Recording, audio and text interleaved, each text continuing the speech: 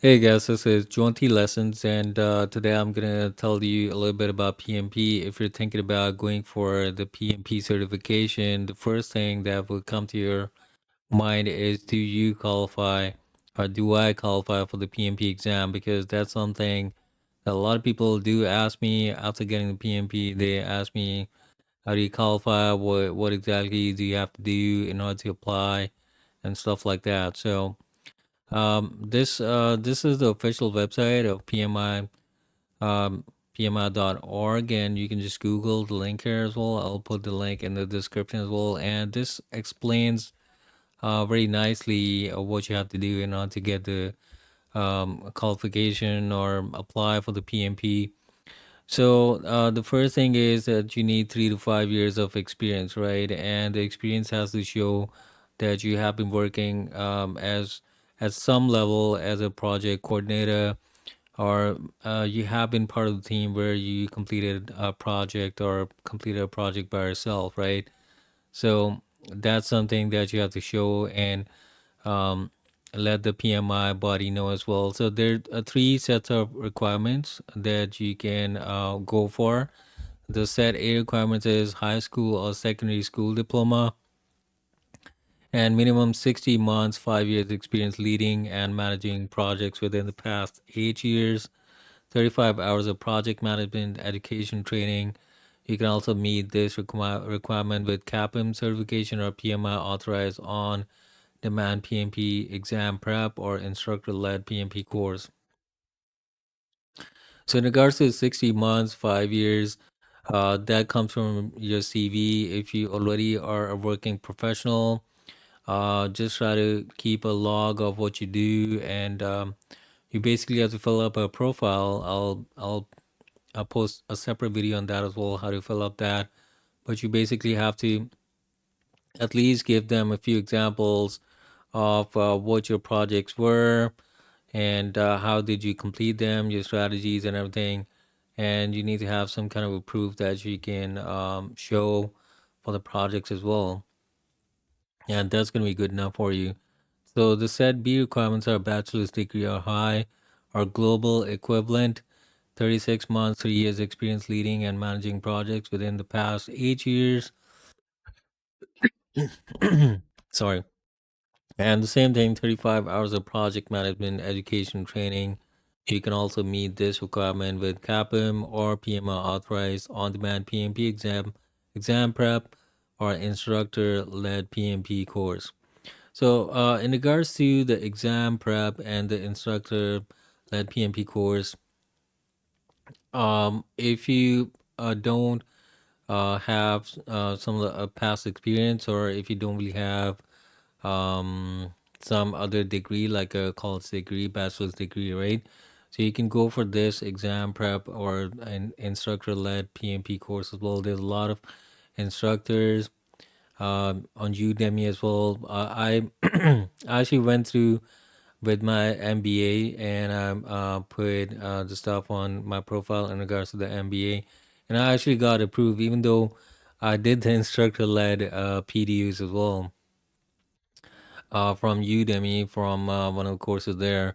But the chat support actually told me that your case is already approved via the MBA and the whole experience that I had, because I do have a good number of years in project management and that kind of a thing, right?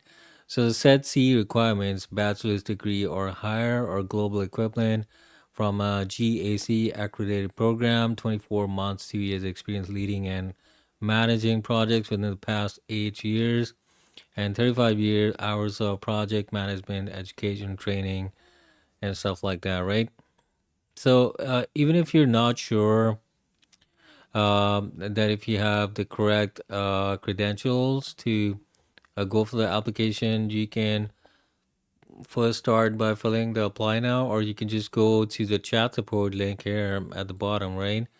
And they would guide you as well. You tell them your details, and they would be able to guide you if you can actually qualify or not, right?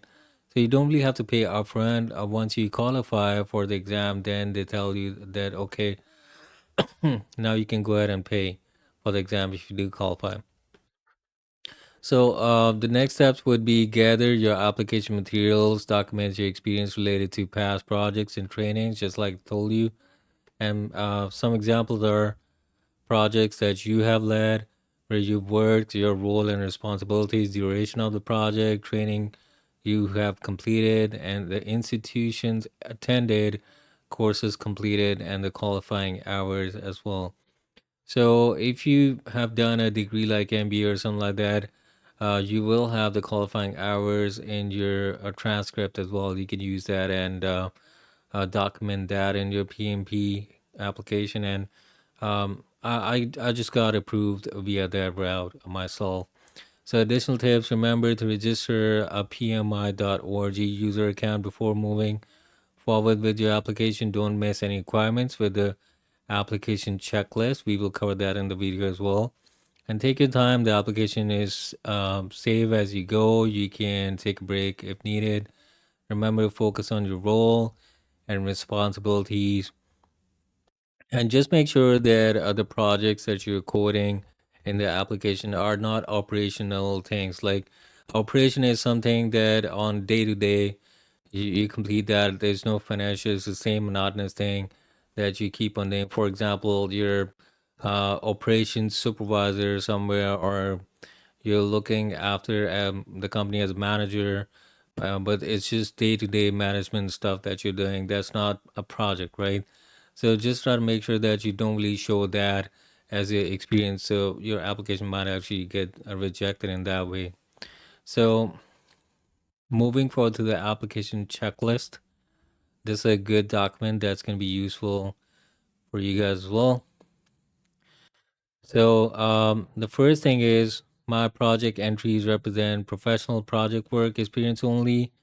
And when included experience such as the following examples: my own personal wedding, academic research for a degree, creation of newsletter, home improvement project. Even though that is a project, but still, it's not just your home improvement, right? Has to be something professional. So all the projects you have included are listed individually. You have not listed multiple projects as one entry. That's one thing. And the included true title of project, basic descriptor of the project purpose, not my role on the project, right? So don't just give them the details of what you did inside the project as your role. You have to give the complete details of the whole project, how you managed to complete that. Each of my project description are high level summaries of projects in total.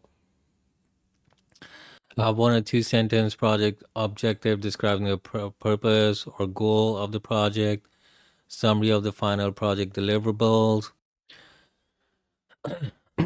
Project entries do not include routine, operational, or administrative tasks. Now, these are something that you have to make sure, just like I was mentioning before. A lot of people do this mistake where they think that a normal operational stuff is like a project as well, which is not.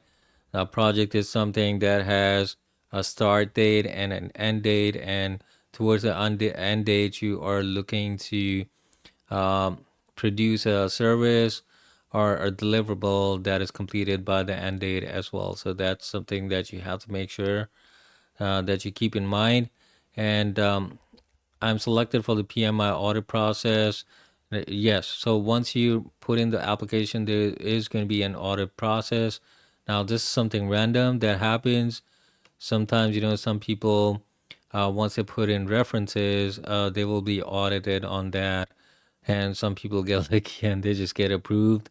But I think it's a very strenuous check, and they do actually check most of the applications. They're not automated checks. So these were the details regarding how you can qualify for the PMP exam. Just go ahead and apply first, and try to fill out the application, try to understand it.